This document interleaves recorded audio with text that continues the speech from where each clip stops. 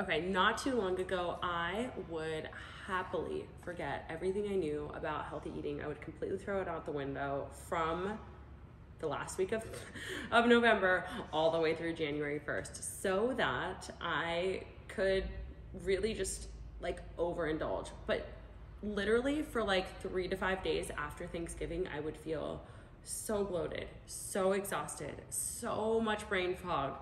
And I look back and I'm like, why was that ever worth it when I like overstuffed myself?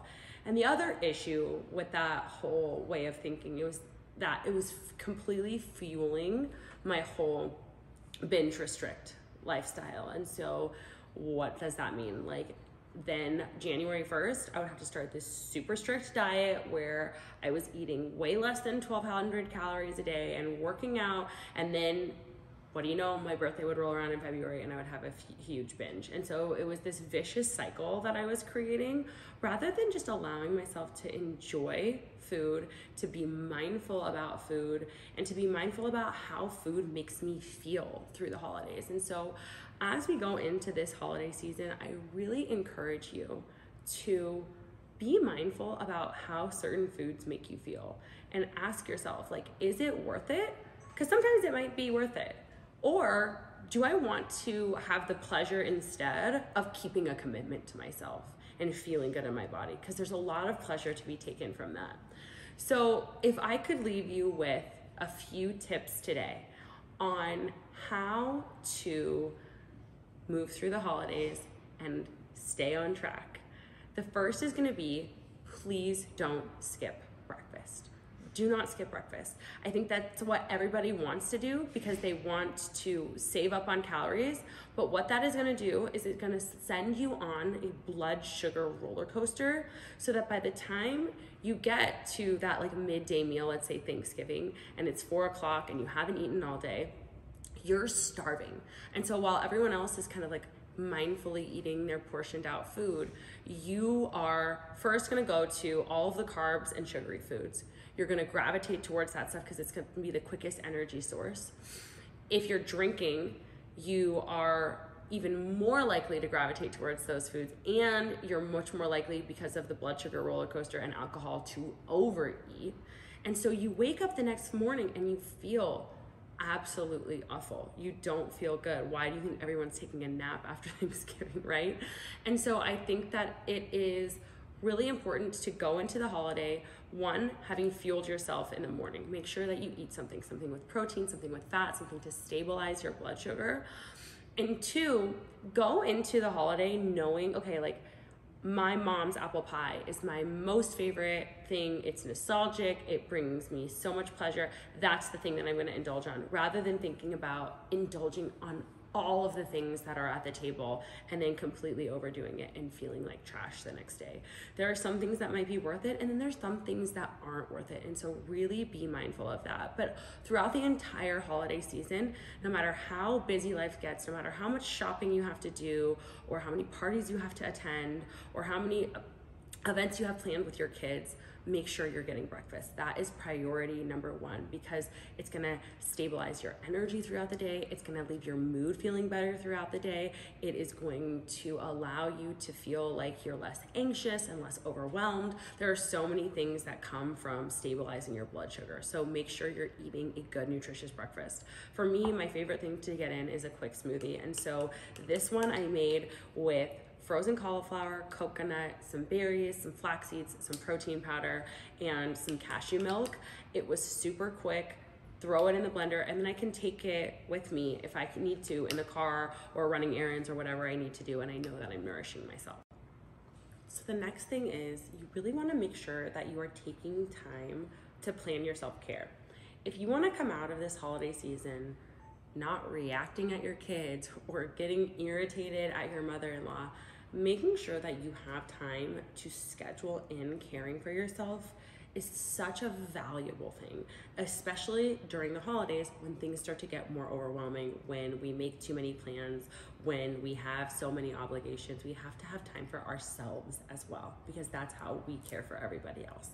And so what do I mean by that? One is I like to schedule in my movement, because for me, when I move my body, and I feel like I have processed certain emotions and processed certain things mentally, like I get that in when I move my body. And so I think that knowing that movement also is going to be something that helps to stabilize your blood sugar is something that can be really helpful and make you want to prioritize it even more. So instead of being like, oh, I'll get it in sometime today, because if something else important comes up or you have to run to the store, then you don't get it in. So put it in your calendar, tomorrow at 9 a.m., I am moving my body. No matter what email comes into my inbox, no matter who calls and needs me to pick something up at the store, I am moving my body at 9 a.m. That's a commitment that I'm making to myself.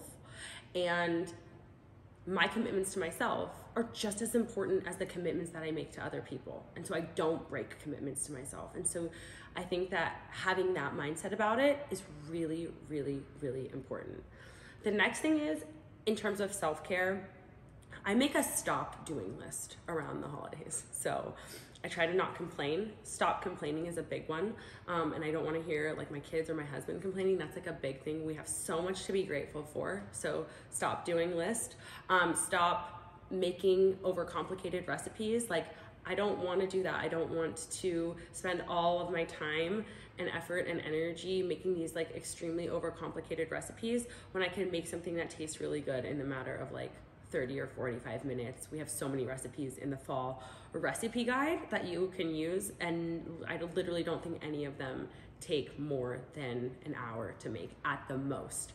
And so stop making overcomplicated recipes. Like, stop committing to too many holiday parties. So I know for me, more than one thing on the weekends, whether that's a kid's birthday or a night out with friends or a holiday party for work, like more than one thing that's like a social outing is too much for me. I know that seems crazy, but like I just don't want to overcommit myself, because otherwise I get burnt out.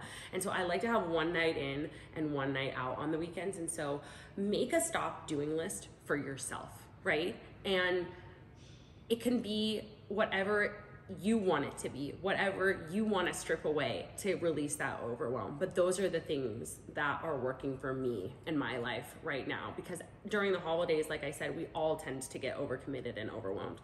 And so when you think ahead, what stuff can I start to strip away that isn't serving me or not making me feel good, or things that I'm not enjoying, it becomes a lot more manageable. Another thing that I like to do around the holidays is schedule in my meditation. So just like I'm scheduling in movement, I like to put 10 to 15 minutes in my calendar where all I'm doing is sitting there and either listening to a guided meditation or doing a breath work and breathing, and starting to, in my mind, prioritize the things that are important that day versus making everything feel like a 3-alarm fire. And so you guys know I meditate every single day, but having some sort of self-reflection practice where you can check in with yourself, ask yourself how you're feeling that day. Do I need to cancel plans with someone? Do I need to say no to helping this person out or say no to the school fundraiser right now? Maybe you do, and it's a good point of check-in with yourself. The next thing is, if you're having a big meal, whether it's your Christmas dinner or your Thanksgiving dinner, or maybe you are, having a holiday party with coworkers and you're having a big meal, make a plan to walk after that big meal. And here's why. You actually absorb more nutrients from your food. You digest that food better. Your blood sugar becomes more stable when you take a walk, even if it's just 10 to 15 minutes after you eat a big meal. And so to kind of have some of those side effects be minimized, we want you walking and moving around after you. So plan like a family walk. Maybe you guys have Thanksgiving dinner around 4 o'clock, and then after that you go for a walk, and make it something fun for everybody to be able to do together. I don't want you to think about the holiday as depriving yourself and like that's what this message is about, because it's not. If you go into the holiday with the mindset of what can I add to my plate that's like healthy and nutritious and will feel good in my body, and what are some traditions that I want to really enjoy today that I can bring into my life. Like, one of our family traditions between me and the boys is we all go for a hike in the morning. That's one of our big family traditions that we do every single year since Wes has been born.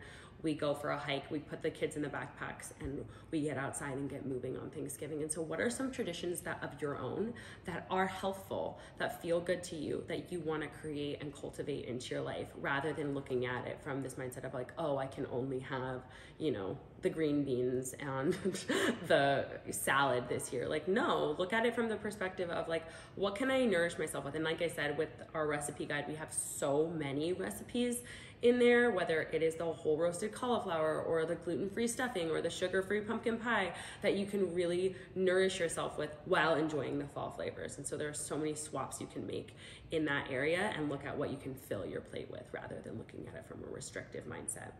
And the last thing that I like to look at as like, take the food out of it. What is this holiday all about? To me, Thanksgiving is all about a chance to slow down, a chance to be with family and reconnect, and a chance to be with ourselves. And what can that do for our hormones? It can help to lower our cortisol. It can help to increase our oxytocin levels by being with loved ones and connecting with loved ones and sharing our time with loved ones and putting our freaking phones away. So look at the holiday and what it really means to you, and how can you be intentional about it this year. When you come at it from that perspective too, I think you end up on Saturday or Sunday feeling like you got so much more out of the weekend, versus being on autopilot, being on your phone the whole time, rushing through Black Friday sales. Like, what does Thanksgiving mean to you? And so, like I said, for me, it's really about being with the family, being with the kids, putting my phone down a little bit more, taking time to rest, taking time to get more into a sleep rhythm and get back into my circadian rhythms if things have been off, getting like that deep quality REM sleep that has the capacity to lower cortisol levels, and just feeling like I'm really bonding with my family, and that serotonin and dopamine is kicked up a notch. So I really hope that you enjoy your holiday and that you have that special time of connection, rest, and pleasure, and I will see you after the holiday weekend.